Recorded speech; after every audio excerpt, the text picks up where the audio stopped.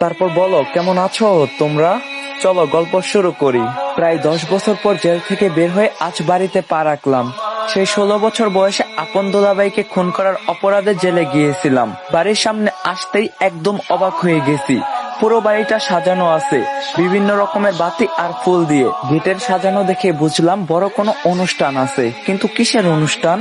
আপু তো 2 দিন আগে আমার সাথে দেখা করছিল, তাহলে সেদিন সে কেন বলে নাই আমাকে এই কথা?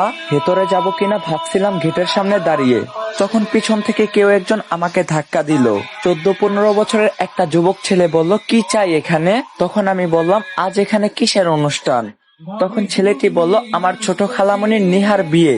ছেলেটার মুখে এমন একটা নিউজ শুনে আমি অবাক হয়ে গেলাম। ছেলেটা বলল, তো আপনি কে আর এখানে কি চান? তখন আমি বললাম, আমাকে তুমি চিনবা না, তোমার খালামণিকে গিয়ে বলো তার কলিজা আজ ছাড়া পেয়েছে। ছেলেটা বলল, মানে কি?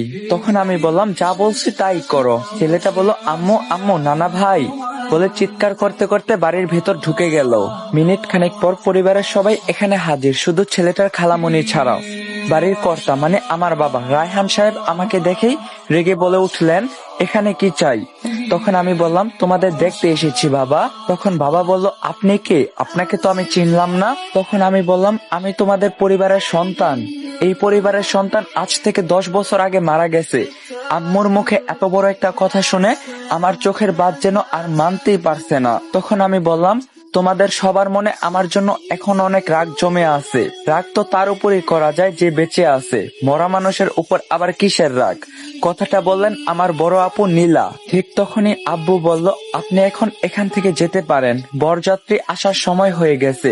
ওরা এখানে আপনার মতো খুনিকে দেখলে বিয়ে ভেঙে দেবে। তখন আমি বললাম, জি অবশ্যই চলে যাব, তার আগে আমি আমার কলিজার টুকরার সাথে একবার দেখা করতে চাই। তখন আম্মু বলল, কার সাথে? আমি বললাম, নিহার সাথে দেখা করতে চাই।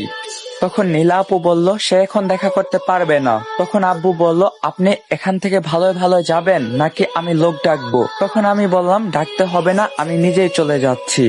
বলে চোখের জল মুছতে মুছতে বাড়ি থেকে বের হতে লাগলাম। বাড়ির গেট পেরিয়ে যেতেই নিহা আসলো সেখানে।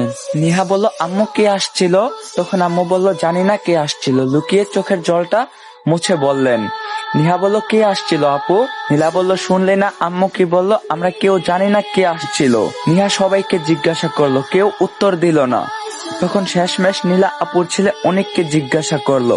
অনেকের কথা শুনে বুঝতে পারলাম সে যেই হোক না কেন এই বাড়ির কোনো সদস্য।